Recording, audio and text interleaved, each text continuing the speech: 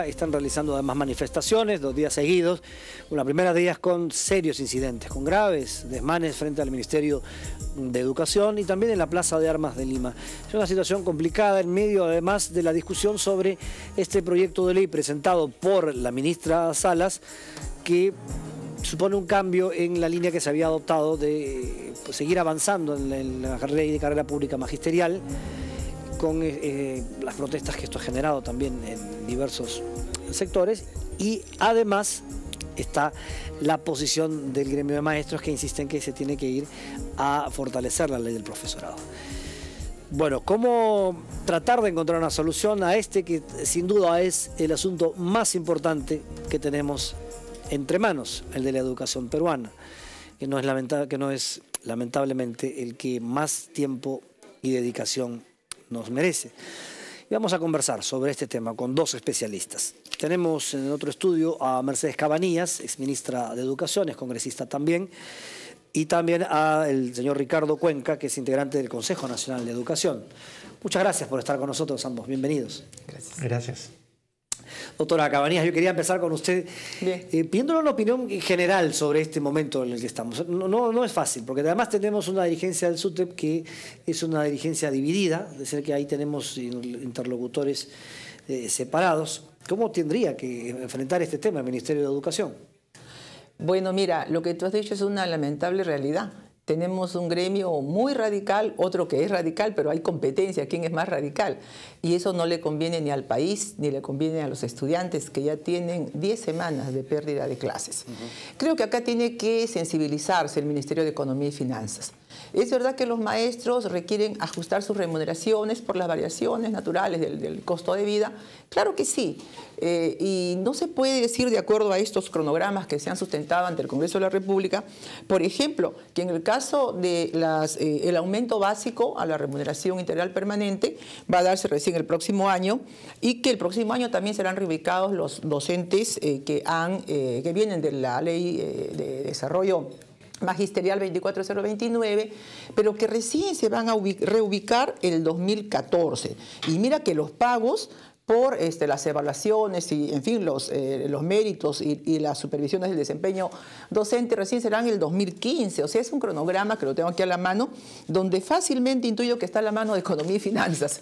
Por eso es que aquí hay un gran responsable. Disculpa que yo lo diga, pero es el Ministerio de Economía y Finanzas. Se ha puesto así para que le duela menos al Ministerio.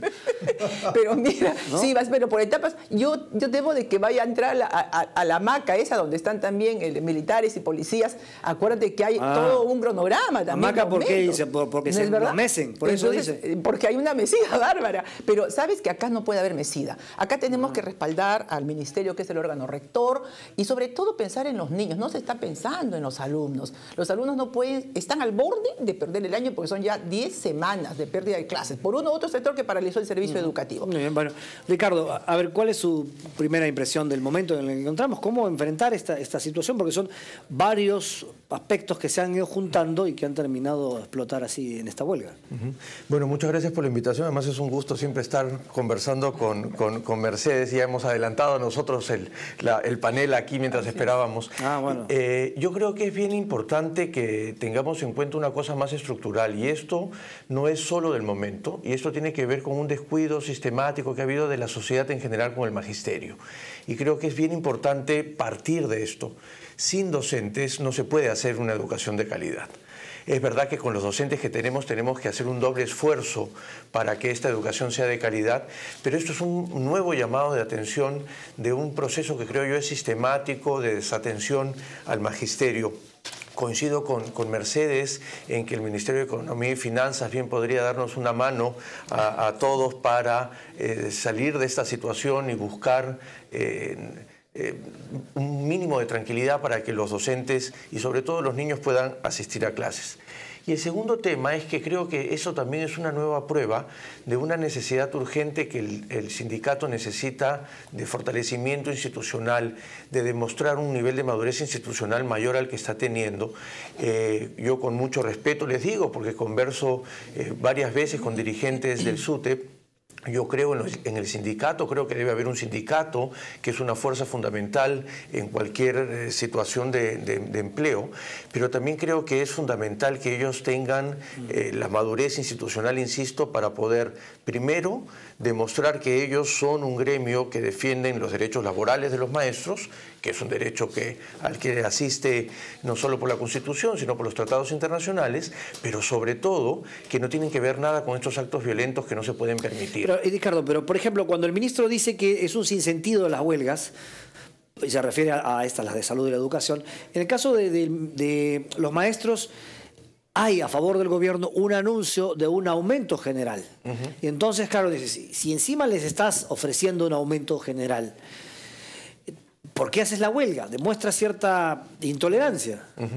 No sé si intolerancia, pero sí una manera como negocian los sindicatos. Hay que entender que el sindicato de maestros además es un sindicato muy particular, no solo por su composición en el Perú, sino inclusive en la región, y me refiero a América Latina, porque es un sindicato que primero se unifica en el año 72, en un mítico congreso del Cusco, en donde para tratar de deslindarse de los grupos violentos que ya se gestaban en esa época, en una negociación muy buena entre el sindicato de maestros apristas que tenía la secundaria, ¿no es cierto? Y el sindicato de primaria que estaba con Patria Roja, que se había separado además de los movimientos que luego formaron Sendero Luminoso de bandera, ¿no? De bandera roja, tratan de unificarse para tratar de buscar, digamos, una coherencia gremial. Entonces, tienen una base muy ancha. Entonces, yo también entiendo que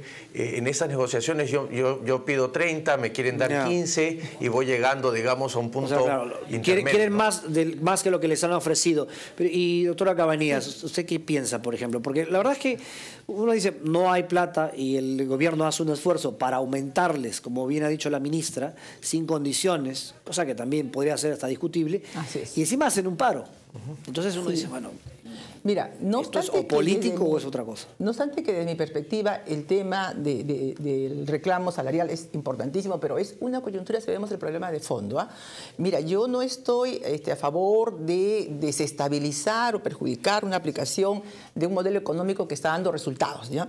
Pero sí creo que la parte redistributiva tiene que afianzarse y seguramente estaríamos evitando estos paros que a su vez perjudican la buena calidad educativa que tanto se está buscando.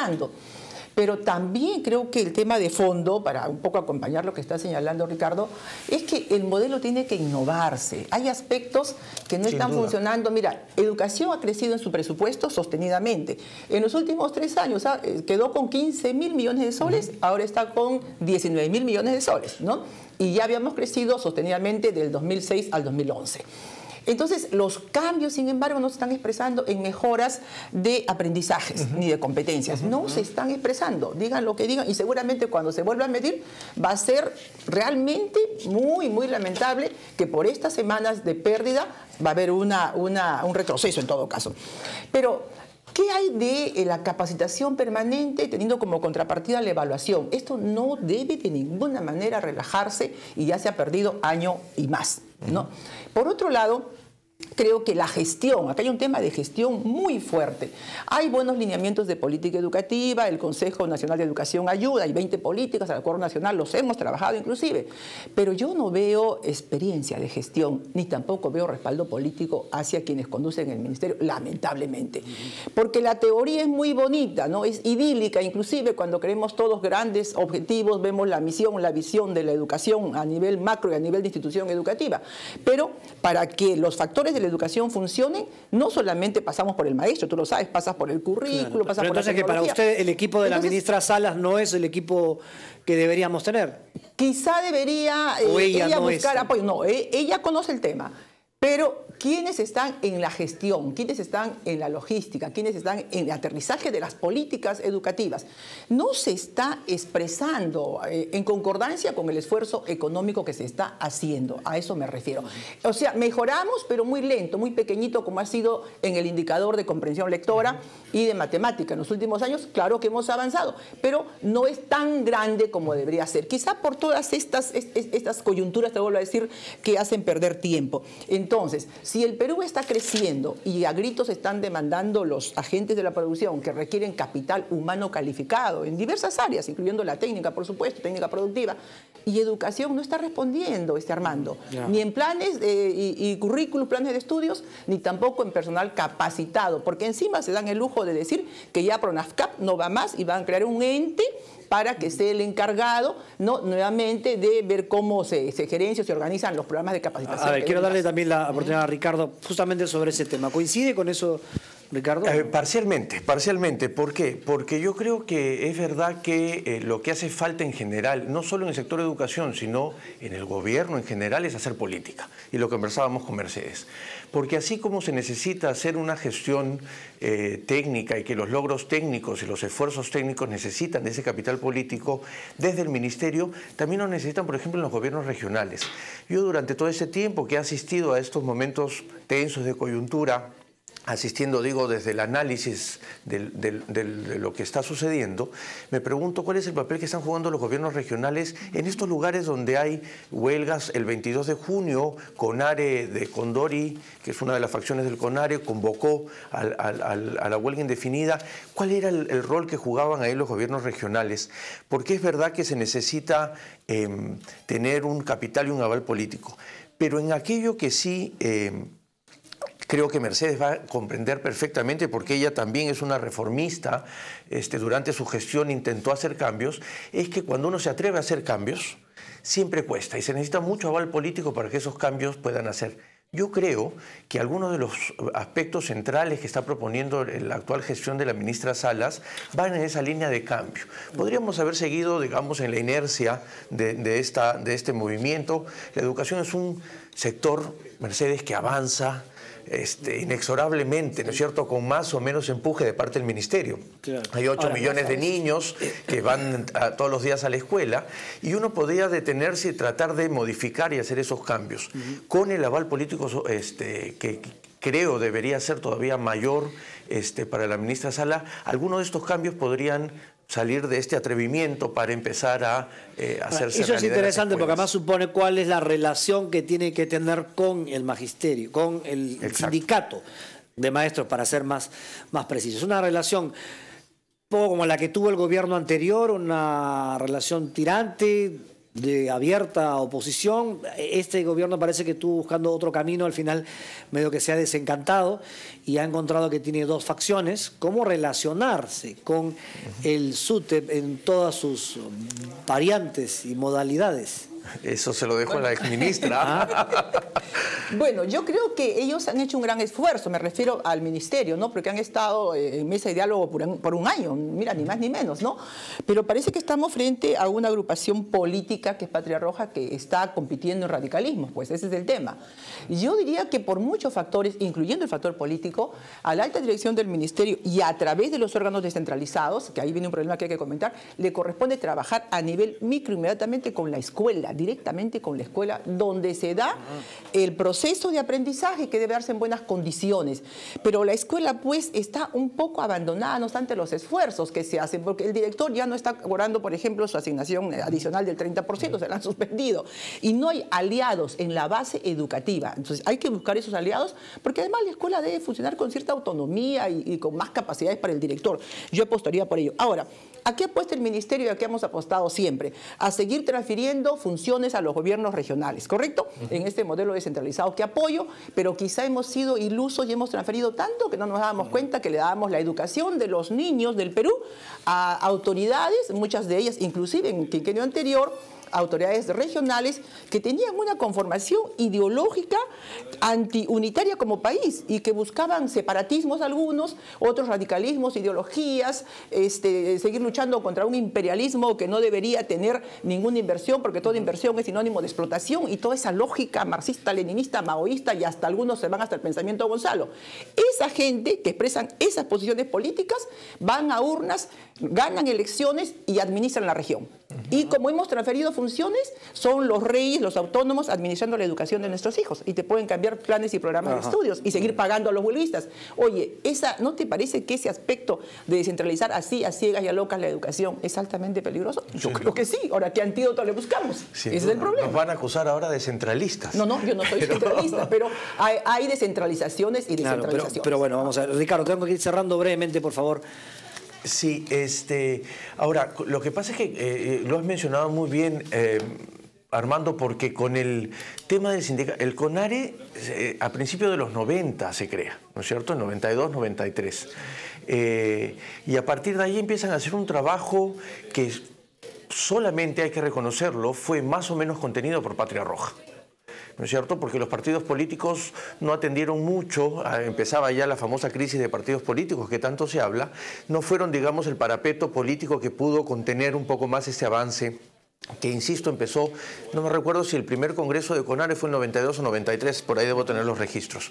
A partir de ahí, lamentablemente ha avanzado esta idea más radical, totalmente rechazable, que tiene que ver con CONARE, que ahora se desnuda, tiene que ver con Movadef, pero sobre todo el sindicato tampoco, el de Patria Roja, digamos, el del CEN, del SUTEP, tampoco ha sabido terminar de fortalecerse institucionalmente, insisto, porque hay que acordarse que lamentablemente Sendero Luminoso utilizó la educación y al magisterio como correa de transmisión de sus ideas, porque encontró a un magisterio muy precario, a una sociedad rural muy precaria y sin justificación del caso, pero eso fue la correa de transmisión. Entonces hay que darnos cuenta que esto primero es un problema que no solo le compete al Ministerio de Educación, sino que es un problema que le compete al gobierno. Bueno, vamos a ver entonces, tema tenemos ahí para rato. Muchísimas gracias a los dos por estar con nosotros, muy amable. Gracias. Para los políticos. Muy gentil. Y para los políticos, sobre todo. Eso, sobre todo. Muchas gracias, más amable. Bueno, nos vamos a una pausa, amigos, y regresamos con los deportes aquí en RPP.